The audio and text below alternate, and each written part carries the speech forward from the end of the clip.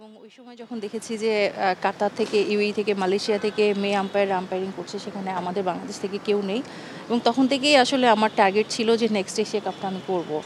Target ছিল ঠিকই, আমি হার্ডওয়ার্ক করেছি, তবে স্বপ্নটা এত তাড়াতাড়ি পূর্ণ হবে জানি না। খুবই ভালো লাগছে। প্রথমত বিসিবিকে ধন্যবাদ জানাই, আম্পায়ার্স কমিটি, ডেফিনেটলি মিঠু ভাই, এই জায়গাটা সবথেকে বড় অবদান মিঠু ভাই এবং অভি ভাইয়ের। তারা সবসময় সাপোর্ট দিয়েছেন, ওমর ভাই ছিল, মনি ভাই ছিল, সবাই সাপোর্ট দিয়েছেন এবং এই যেই সাহসটা করেছেন আমাদের নারী আম্পায়ারদের নিয়ে বাংলাদেশে আইসিসিতে নাম পাঠিয়ে দিয়েছেন, আমাদের নমিনেশন দিয়েছেন, আমরা আইসিসি প্যানেলভুক্ত হয়েছি এবং শুরু থেকে এই পর্যন্ত ছেলেদের ম্যাচ দেয়া থেকে শুরু করে খুবই সাহসিকতার পরিচয় দিয়েছে আম্পায়ার্স ডিপার্টমেন্ট এবং বিসিবি, এবং সেটার প্রতিদান স্বরূপ মনে হয় যে এই জায়গাটায় আসা আমার। এশিয়া কাপে কোন কোন ম্যাচগুলো করতে আম্পায়ারিং করতে দেখা যেতে পারে? সব থেকে শুরু যেটা হবে যে ভারত পাকিস্তানের ম্যাচ দিয়ে শুরু হবে এবং সেটা দিয়ে আমার মনে হয় এবার এশিয়া কাপ শুরু হচ্ছে, যদিও অফিসিয়ালি এখনও বলেনি, বাট শুরু ম্যাচ থেকে ফাইনাল পর্যন্ত করার সম্ভাবনা আমার আছে। আর ভারত পাকিস্তানের ম্যাচ দিয়ে যেহেতু শুরু হতে চলেছে, সেই ম্যাচে আম্পায়ারিং করবো সেটা নিশ্চিত। এখন অনফিল্ড দিবে নাকি থার্ড দিবে না ফোর্থ দিবে এখনও সেটা জানি না। তবে প্রথম ম্যাচ হিসেবে ভারত পাকিস্তানের ম্যাচ তো অবশ্যই চ্যালেঞ্জিং, এবং সেটা যেই জায়গায় থাকি না কেন, অনফিল্ড থাকি, টিভি থাকি এবং ফোর্থ থাকি, যেটাই থাকি না কেন। সো ভারত পাকিস্তানের ম্যাচ দিয়ে শুরু হচ্ছে আমার এশিয়া কাপটা। আচ্ছা, এই আপনার আইসিসি প্যানেলভুক্ত হওয়া এবং হচ্ছে গিয়ে পরে ঘরোয়া লিগের প্রিমিয়ার লিগে আম্পায়ারিং করা, এটা তো এক ধরনের একটা অ্যাচিভমেন্ট। এটাকে আপনি ভিন্নভাবে দেখছেন কিনা আইসিসি এই এশিয়া কাপটাকে? বিকজ অফ বড় মঞ্চের আপনার দাঁড়ানোটা হয়তো হচ্ছে গিয়ে এটাই হচ্ছে গিয়ে ভেরি ফার্স্ট টাইম, যেহেতু হচ্ছে গিয়ে ওয়ার্ল্ড কাপ আছে দেশের মাটিতে, এটা একটা বড় অপরচুনিটি শুধুমাত্র আপনার জন্য না, আমাদের দেশে যেন নারী আম্পায়ার হতে চান তাদের জন্য। না, অবশ্যই দেখেন না, ওয়ার্ল্ড কাপের পরেই সবথেকে বড় আসর হচ্ছে এশিয়া কাপ, এশিয়ার জন্য তো অবশ্যই, এবং এশিয়ার সবথেকে বড় আসর। যে কোনো বড় আসর খুব বেশি চ্যালেঞ্জিং এক। আর আমি এসিসির এর আগেও ইমার্জিন এশিয়া কাপ করেছিলাম, এসিসি প্রিমিয়ার লিগ করেছিলাম, বাট ভারত, পাকিস্তান, শ্রীলঙ্কা, বাংলাদেশ সব বড় বড় দলগুলো, এশিয়ার বেস্ট দলগুলো একসাথে এর আগে কখনো করা হয়নি।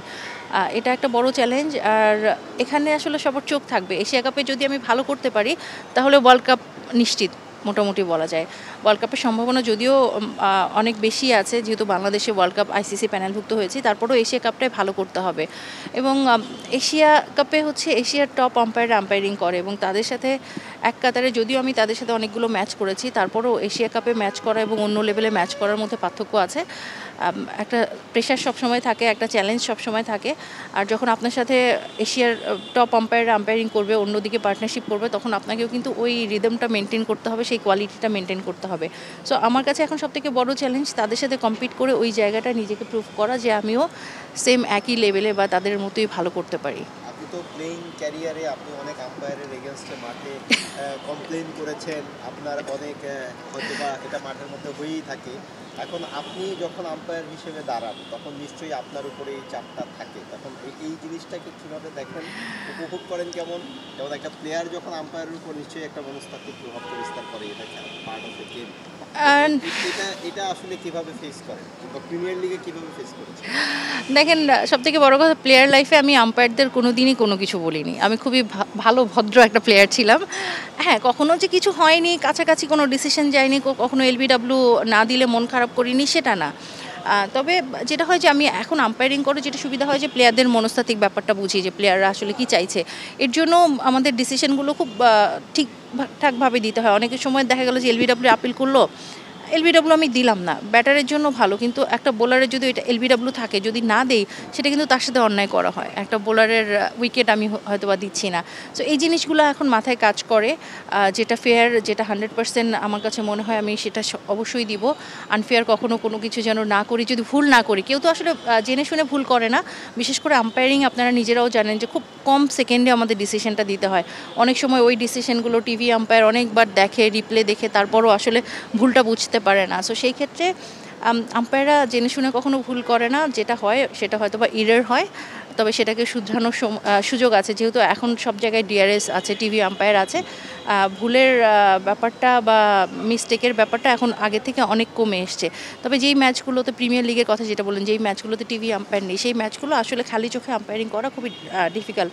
আপনি যে কোনো এলবিডব্লিউ তো নর্মালি দিতে হবে, বাট আপনি রান আউট বলেন, সেখানে ক্যাচ আউটের ডিসিশনগুলো বলেন সেগুলো খুবই ডিফিকাল্ট। সো এই জায়গাগুলোতে টিভি আম্পায়ার থাকলে হয়তো বা আম্পায়ারিংটা আরও সহজ হয়ে যায়। বাট হ্যাঁ, প্লেয়ার অবস্থা আমি কখনো আম্পায়ারের সাথে কোনো কিছু করি নাই, এইটুকু বলতে পারি। ক্রিকেট খেলা বেশি ডিফিকাল্ট না আম্পায়ারিং?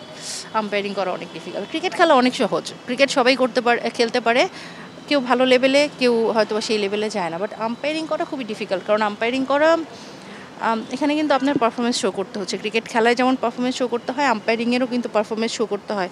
ক্রিকেট খেলায় আপনার হাঁটা চলা কেউ লক্ষ্য করে না হয়তো, বাট আম্পায়ারিং এমন একটা জিনিস, আপনি কিভাবে হাঁটছেন, আপনি কিভাবে কথা বলছেন, আপনি কিভাবে আঙুলটা তুলছেন, সব কিছুই লক্ষ্য করে। এবং সেখানে আইসিসির কোচ থাকে, নিজেদের বোর্ডের কোচ থাকে, ম্যাচ রেফারি থাকে, এগুলো নিয়ে অনেক কাজ হয় এবং এগুলো ইমপ্রুভ করার সুযোগ থাকে। এবং আমি সারা জীবন ক্রিকেট লাইফে আমি কোনো দিন দেখিনি আমি কিভাবে হাঁটি, আমি কিভাবে দৌড়াই, আমি কিভাবে কথা বলি। কিন্তু আম্পায়ারিংয়ে আসার পর আমার হাঁটার স্টাইল থেকে শুরু করে, আমার কথা বলার স্টাইল থেকে শুরু করে সব কিছু আমার পরিবর্তন করতে হয়েছে। বিশেষ করে হাঁটার স্টাইল আমার বারবার ভিডিও করে দেখতে হয়েছে যে আমি কিভাবে হাঁটছি, কিভাবে যাচ্ছি, সেই হাঁটার স্টাইলটাও চেঞ্জ করতে হয়েছে, কারণ ইমপ্রুভমেন্টের জায়গা অনেক বেশি আছে, এই জায়গাটা অনেক ইমপ্রুভ করার জায়গা আছে। সো আসলে আম্পায়ারিং খুবই ডিফিকাল্ট। ঠিক আছে, থ্যাংক ইউ। Thank you.